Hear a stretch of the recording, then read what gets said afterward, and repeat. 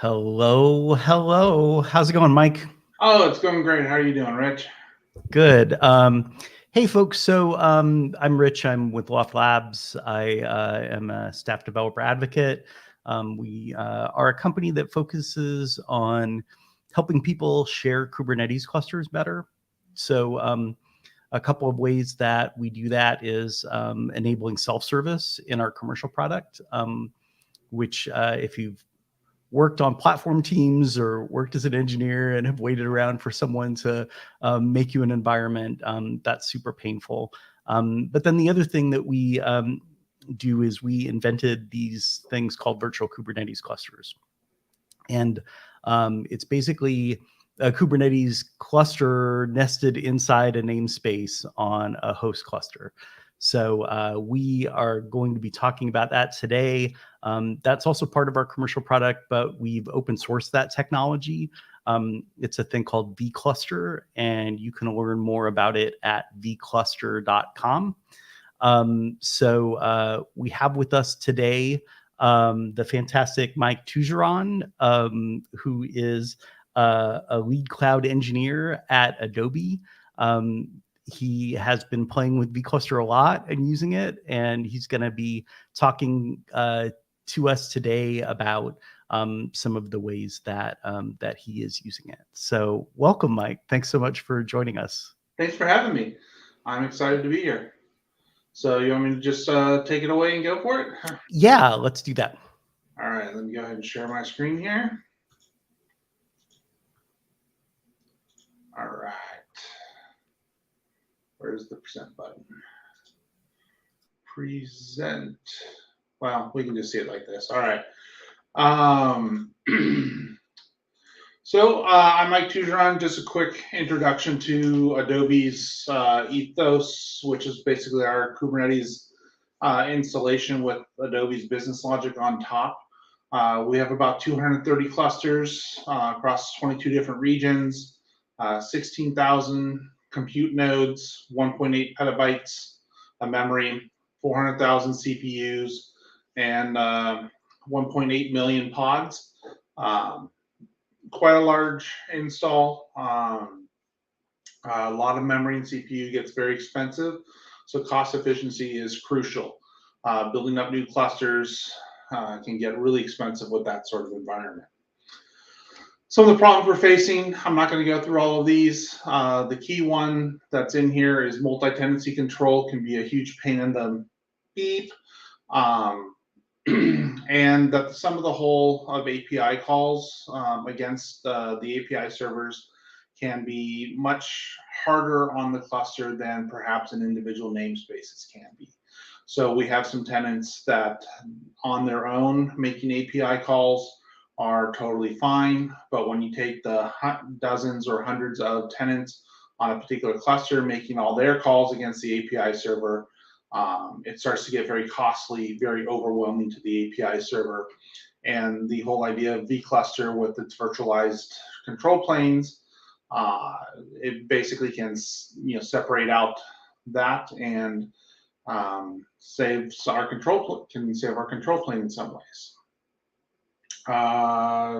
You hopefully already know a lot about vCluster since you're here, so I'm not going to spend a lot of time on that. You can see the slide here. For some reasons, some of the reasons why it's very helpful for us. I'm kind of blasting through these because the really interesting part is going to be the demo. Cluster API is one of the tools that I'm going to be using in the demo, so I just want to call this out. The declarative API for provisioning and managing Kubernetes clusters. It's a really cool tool. It's from the Kubernetes SIGs. I highly recommend checking it out. There's a vCluster provider for it. So that's really, really awesome, which is what we're going to be using today. So we're going to be able to declaratively provision our vClusters just like we would any other Kubernetes or manifest on a Kubernetes cluster. And we're going to tie all this together using Argo CD as well as some other Argo resources. Whoops. Sorry about that. I have my Alexa reminder. We're going to tie it all together with some Argo workflows and events and some other stuff, which is going to be some really cool ways of tying it together. So let's get on to the demo, right? So what I have here is I have a Git repo. So developers, it's very common to want to make changes to a repository and test the code. And one of the ways that sometimes you need to test the code is to have a Kubernetes cluster to do those tests against. You have a CRD that you're developing against, and for whatever reason, just developing it against local kind or kind cluster or other sort of local host just isn't going to cut it. Or you're testing against a development cluster where you don't want to break the other users of that CRD. So you need a virtualized environment to test it against.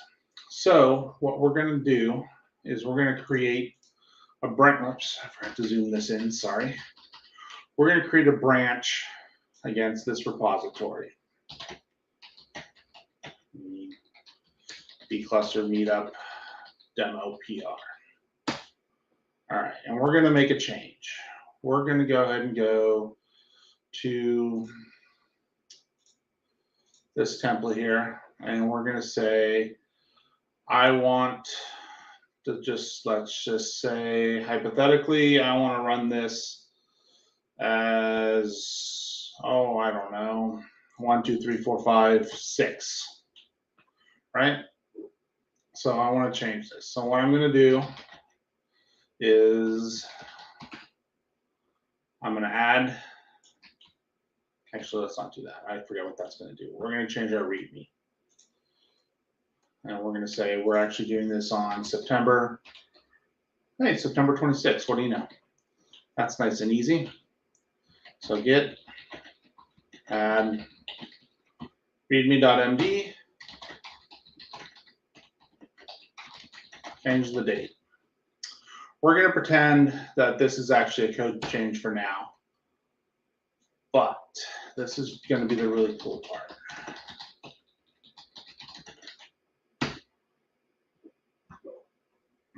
Actually, I forgot to show you. In Argo CD right now, we have no we just have the standard in cluster, and we have no applications currently deployed. So what I'm going to go ahead and do is I'm going to change the date in the README. We see our simple change there. I'm going to go ahead and create a pull request. We're going to hop back over to Argo CD. And all of a sudden now, we have a tile showing up. And what this is doing is using the cluster API to register a vCluster and a cluster with a cluster API. And while that's running, what I'm going to do is I'm going to show you that. It's using an Argo CD application set that's using that source repo, and it's using the pull request generator.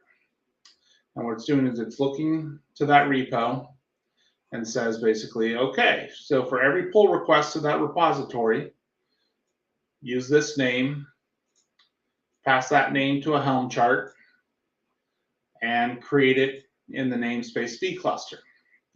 This is my current IP address and the namespace of my cluster. That way there I can get access to the load balancer that's created. Hey, Mike, folks were asking if you could make the terminal maybe even a little bigger. Oh, the screen here or the terminal? Yeah. I think honestly both could probably use it. Like the terminal font seemed really small too. Okay. There we Thanks, go. man. No problem.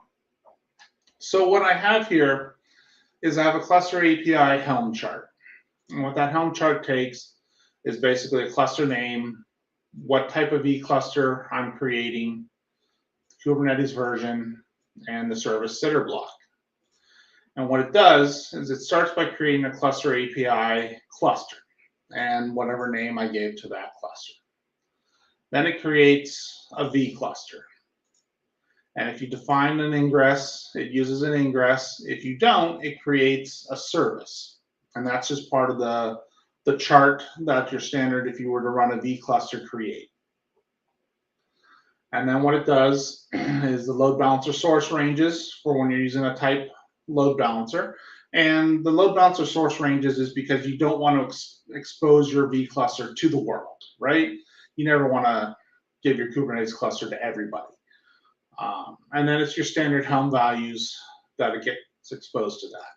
And so this gets passed to the cluster API, which is going to create your vCluster in a declarative fashion. This is like typing vCluster create command via the CLI. The difference is it's happening via pull request in a declarative fashion automatically for the user.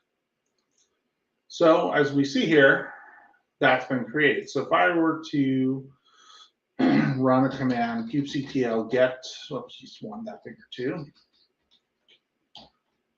kubectl get cluster -n vCluster.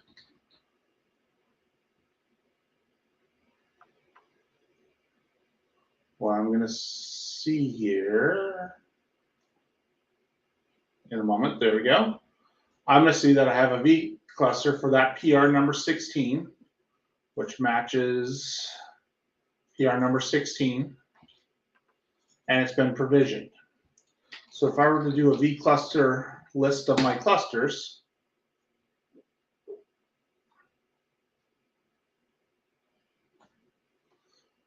here's the list of vClusters as well. So what it's done is using the cluster API, it's provisioned just like the vCluster command, which is pretty cool, right? But that's just the beginning. When you create a vCluster, it's an empty resource. Nothing's installed on it. But what if your users, as part of their installing their application, they also need other resources installed? Let's say they use Prometheus Operator, because that's a pretty standard tool. They want to create a service monitor and maybe some rules for their applications. So what if all of a sudden we could just register this back into Argo CD to automatically sync resources onto the vCluster once it's been created? Well, we got a way to do that too. What we can do is we can trigger an Argo workflow that registers on post sync. And what this does is once the cluster API has synced on there, it runs this post sync command, which we can see right here. And this executes its pod. And what we can see from the logs, and that log doesn't actually show me what I wanted to see. Sorry, I thought that would show me something more interesting. Well, what it's going to do is it's going to execute this script. And that script basically goes through, logs into Argo CD, waits for the vCluster to be ready, and adds in that vCluster. So what's happened now, if we go back to our application list,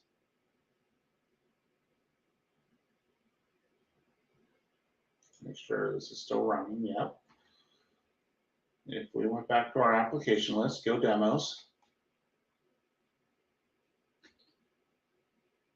There we go. We now see we have two more tiles. We have an Argo rollouts and the Cube Prometheus stack for that same vCluster Meetup demo PR16. So what I've done is I have another application set that says select me all my vCluster clusters and install the Cube Prometheus stack onto those clusters. So now, if I were to come back to this cluster here, I could say cluster CTL get cube config for that vCluster, and it'll give me a kubectl command. Or, sorry, not a kubectl, a cube config that I can use with kubectl commands. So this is kind of what you'd be expecting to see that you could get back from the vCluster command as well. So let's send this out to tmp.yaml.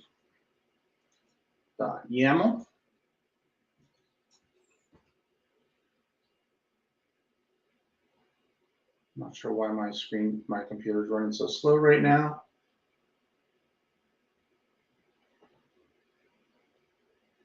So I'm going to export my cube config to tmp.yaml.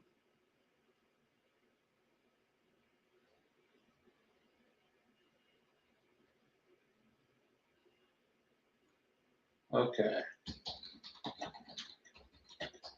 Now if I list all my pods,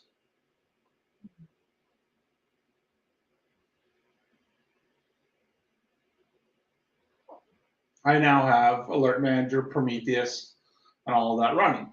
Yay! So what I all of a sudden have is I now have this stack that a developer, when they've created their vCluster, can automatically spin up, automatically get added, and get those side resources that they need for a full cluster test beyond just what their application needs. So their application can also be synced on there as part of that pull request. I actually don't have an application that was synced because that's not an application. This is just the the stuff that's there, but it gives you an idea of what is possible. Now, cleanup. Well, what happens, when this PR gets merged? We don't want this vCluster sticking around forever. So once again, we can come to here and let's go ahead and merge in this PR. And the PR has been merged. All of a sudden, that went away. So the cluster's gone, and the rest of it went away from within inside of Argo. And the way that that happens is that there's an Argo CD event.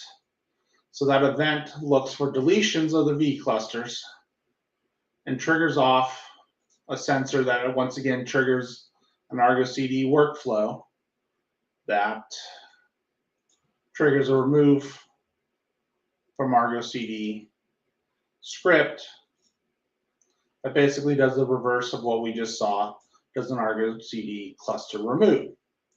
So why is this important? Beyond just the basics that we showed. We added in, developers can test it, great. That seems overly complicated, right? Why don't they just run a vCluster create? Well, some of this, where it gets into with Adobe, is a little more interesting. Well, let's say that somebody's not using the cluster API. Let's just say somebody does a vCluster create. You can still use these Argo CD sensors and events to say somebody's created an Argo CD, or sorry, somebody's created a vCluster. Well, it's still an empty vCluster. They can then trigger events into Argo to sync in these side resources so that when they've created their test cluster inside of vCluster to do their testing, all of these resources can automatically be synced onto their vCluster. They can do all their testing just as if it had a normal cluster. But again, why do we need the vCluster? We talked about the sum of the whole as well. So let me show you, how am I doing on time? Okay, I got another couple of minutes here. Let me show you an application called Watch. This is an application that a teammate of mine created, Evan Foster. Now what this does is this creates a ton of secrets on there. So let me just pull this up. So it creates tens of thousands of secrets on the cluster and hundreds of watchers. We have a situation where we have a tenant that runs multi-tenancy inside of a multi-tenancy cluster. And as part of this, what they do is they create hundreds and hundreds of secrets per tenant, and then they create hundreds of that ends up creating tens of watchers per subtenant inside that multi-tenant cluster. So what we end up with is 50,000, 100,000 secrets or config maps with hundreds and hundreds of watchers on those across all of the different tenants and subtenants that are inside that system. What can that do? That can overwhelm your etcd, that can overwhelm your API server, that can do all sorts of different things. Well, let's take a look to see what that looks like in a real world situation. Kubeconfig equals to VCA.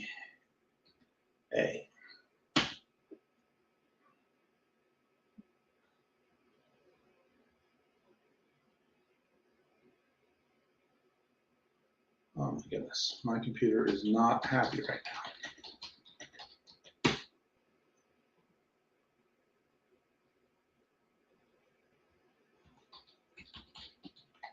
Yeah, oh, that's it.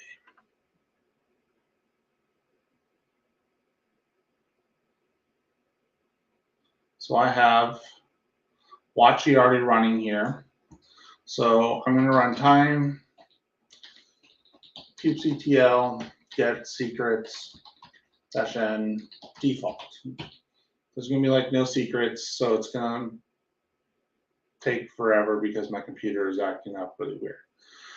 So we're just going to assume that this responded in way less than 4 seconds for whatever reason. But let's go ahead and do the demo and we'll see from there. So I'm going to go ahead and exec into Watchy. And why is this also so small? I'm going to also export this.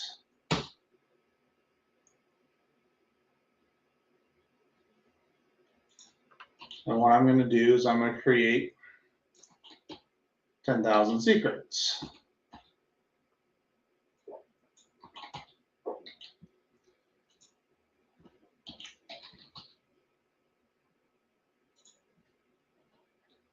So remember when we ran this, it took about 4 seconds, unfortunately. And that's my computer, not vCluster. That's nothing I can do about that. So this is creating 10,000 secrets on the cluster. And this takes a few seconds because 10,000 secrets are, well, 10,000 secrets. That takes a little while to create. All right.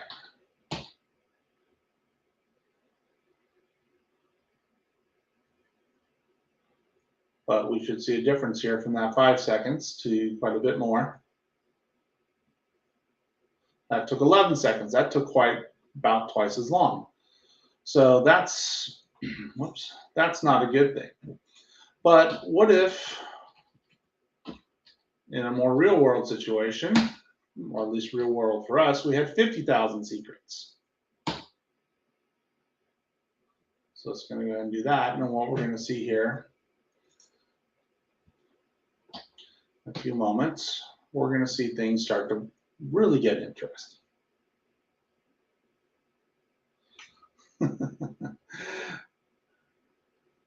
My coworker just sent me a message saying he would have called it a different thing if he knew that script was going to be shown on a live stream. That's quite amusing.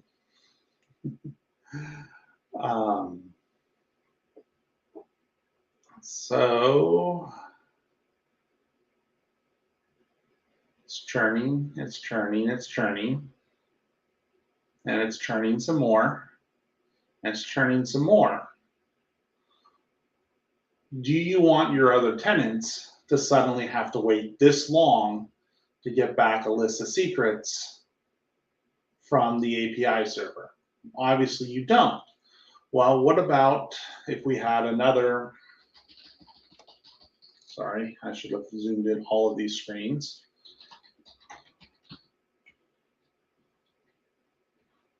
What was the name of it?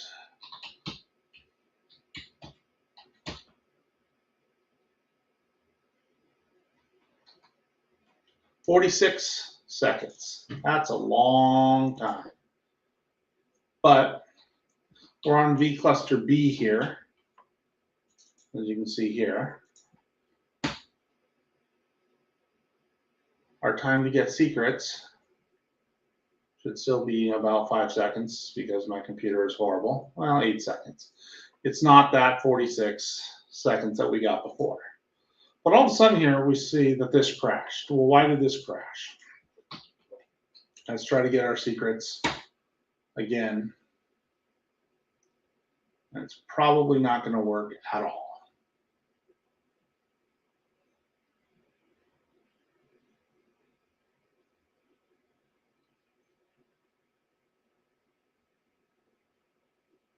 That might work.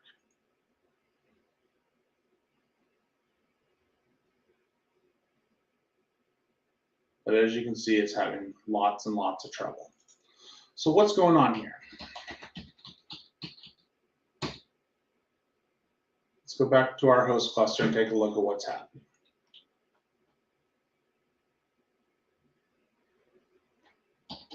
kubectl get pods.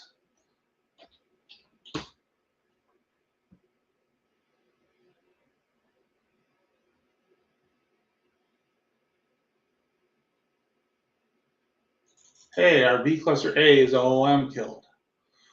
This application has suddenly killed etcd because it's out of memory etcd on that particular cluster because it's created too many secrets it's taken too much memory on etcd to do that. So in a real world situation, instead of inside of a vCluster, this would have been that etcd perhaps wasn't sized large enough and the cluster just went down. That would be a horrible situation, and all tenants would have been expected. But in a vClustered environment, it would have taken down just that one tenant inside that multi-tenant environment, and everybody else would have been up and fine, and your noisy neighbor wouldn't have been as much of a noisy neighbor.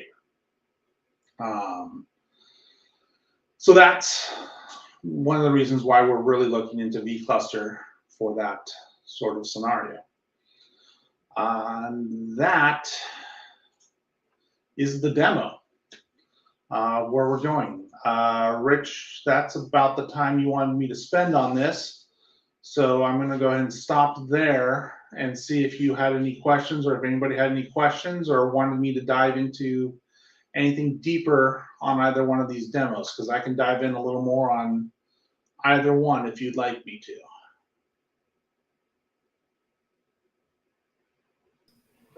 Hey, Mike, thanks so much. If folks have any questions, please drop them in the chat. We've got a few minutes here, and we can talk to Mike a little bit more.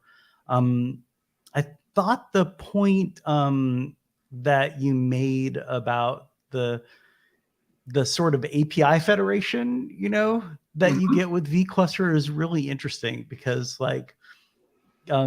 so I've been around with the company since we open source vCluster, and when I encountered it at first, my thoughts were about, oh, this is really cool because, it gives people the ability to have their own environments and their admin in them, and, they can do all these things, and that sort of federation, argument didn't really ever occur to me early on.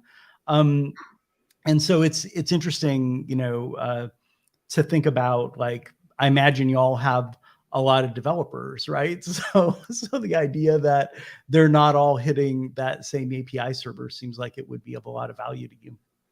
Yeah, so when we first started looking at vCluster, it was kind of the same sort of thing. The first week or two was kind of like, oh, this is cool. We can have, we had personal namespaces on clusters, and it's like, this is getting kind of, a pain to manage. We got to manage creating those because it's multi-tenant.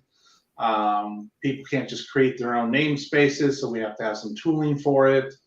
Cost allocations, quotas, yada, yada, yada. And then we got into the whole situation where we had some service crash because of the secret watcher things, and all of a sudden it was like, hey, couldn't we do, and we started going down that path, and it was like, this would be a really interesting use case. We haven't gotten to there yet with switching over to it, but it is something we're taking a really hard look at. Right now our focus is on kind of the dev environments.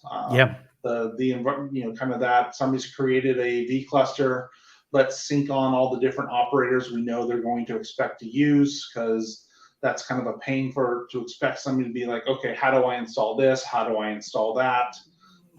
Just be automated through that centralized Argo CD server. Yeah, that's super cool to see it working with Argo. That's obviously a really, really popular way for people to do GitOps and maintain their clusters and their applications at this point. So it's really neat to see those things paired together. We're getting some questions in. Thank you, everyone who has questions. Our friend Engen on YouTube is on Twitch. Thanks so much for the feedback, Engen. The cluster API provider is really cool. Mike, had you been playing around with vCluster already before the cluster API provider came out? Because that's pretty recent. It's just been around for a few months. We started with just using vCluster itself. That was the first thing that we used. Then we started, that was very in our early days of it. It was kind of like, okay, well, how would we get this out to developers? Okay, there's a little more of a pain because we have to install these tools, version managements of CLIs. What if someone tries to do things against a namespace they're not supposed to? And so we kind of hit a little bit of, I wouldn't say a stumbling block, but it did slow us down a little bit. And at the same time, we're actually looking to cluster API for our cluster builds. And so we're going down that path for building our production staging clusters with cluster API. And we came across the cluster API provided for vCluster, and all of a sudden we were like, hey, wow, we could use this here too. And all of a sudden we have all these other automation tools available to us for developers as well in a declarative fashion. I mean, to build up something, for developers to use now for the personal namespaces, it's just a Helm chart. And that's something they're used to doing. Helm install this, -- cluster name equals my cluster, -- namespace equals, and then boom, they have it there with the tool that they're used to using, which gives them that, really powerful thing. And, honestly, with cluster API, the kube config is a secret. So it doesn't have to be gotten through vCluster. It doesn't have to be gotten through cluster API or the cluster CTL command. It can be just CTL get secret. Or it's a simple, little web page that returns that data for them with an OAuth. So they have 3 different choices of how to get to it for what, with tools that they could be used to. It just greatly simplifies the experience for them. I think that makes a ton of sense, and I very much believe in that idea of meeting people where they're at, right? Giving them ways to use the tools that they prefer and that they like and know. Yeah, we've got some other questions here. Oleg, who is actually someone who is a vCluster maintainer. Hi, Oleg. Thanks for joining. Is there any feature that you'd like to see added or improved in the vCluster cluster API provider? Oh man, I've talked with some back and forth with you all over Slack. Very helpful. Some stuff has been on me, my own, oh, I'm doing it wrong, this is the right way to do it, and that's been really helpful. No, I mean, it's right now it's doing everything I need it to do. And it's just I think the only thing that might be a little more useful is just the way the Helm chart values get synced into it. But I couldn't tell you off the top of my head an easier way to do it. Cool. So just drop the link into our community Slack that we have. We have a channel for vCluster in there. All of the maintainers are in there, plus a bunch of other users. So it's a great place to come in and get information or ask questions. There is also a more recent thing that happened. So we do have a vCluster channel in the main Kubernetes Slack itself. Oh, too. Nice. So that's a lot newer. I don't think there are a lot of people in there yet, but the maintainers are there as well. So you can go either place, but I think there's more like fellow users right now in our community Slack. Greg says the Kubernetes API server is a massive blast radius. So have something to limit that is magical. Agreed completely. Yeah, I think that the blast radius is a really helpful concept. It's something that I actually worked previously for a chaos engineering vendor, and blast radius is a thing that you talk about in that space a lot, but that idea of like limiting how much damage like one tenant can do, I think is really critical. Mm-hmm. And it's really cool that you can run multiple types of API servers. We've mostly played around with K3S and just the standard K8s one, but there are 5 different types, I think there are. Yeah, I mean, if folks aren't familiar with this, there is a page in the docs about the different distributions, but you can use the -- distro flag to change which Kubernetes distribution is used inside the virtual cluster. So by default, it uses K3S, but we've added on K0S. We got a contribution from Justin Garrison at AWS, who added in EKS as one of the distros. And then there's also vanilla Kubernetes, which is just Kubernetes, right? So yeah, there are some options there, and that's really cool. Ram Kumar says, nice demo with great insights. Thank you. Yeah, I think that we really appreciate you all coming to hang out with us and learn a little bit about vCluster. I think it's a really useful tool. I think it it has a lot of use cases. I think that, this idea of sharing a cluster is a big one. I think the API federation kind of scenario that Mike mentioned is really interesting too. And honestly, another big benefit it has is just the speed, right? Because if you're using your cloud provider and you want to spin up an actual cluster every time you want to do something, it can be really slow. And vClusters take a few seconds to spin up. So I think that, like, thinking about use cases, to me, that's one of the things that I always think about is, like, what are situations that people are in where they need to provision a cluster quickly, and destroy it quickly. And I think that the CI/CD sort of use case is a really big one for that. Like, I've worked at places that had really, really long test suites. And as part of that test suite, they would provision and destroy environments over and over and over, right? Because there's points in the testing where you want to just start clean. And being able to do that in a few seconds, as opposed to like maybe 10 or 20 minutes is huge. Yeah, we have a team inside of Adobe that does that. And we've been suggesting to them that they may want to look at this for that sort of environment. Yeah. Well, thank you so much for everyone who joined, and thanks for your questions. This has been super fun. We will be back at some point with more streams. So as the kids say, like, subscribe, all of that stuff, hit the bell, whatever. But no, seriously, we're looking to get more active on YouTube and Twitch both. So please do subscribe if you'd like to see more of our stuff. And thank you so much, Mike, for coming on and sharing what you've been working on. I think that it's we at Loft Labs have really appreciated you folks at Adobe, like what you're doing, and it's been really exciting for us to see you all, not just using vCluster, but like sharing, the information that you're learning about it. So thank you so much. Yeah, and my contact information is at the bottom here. I don't know if my screen's still sharing or not, but feel free to hit me up, and I'm happy to chat with you all if that's something you're interested in talking about. Awesome. All right. Well, I think we're gonna end the stream at that. Again, thanks everyone for joining. All right. Have a great day.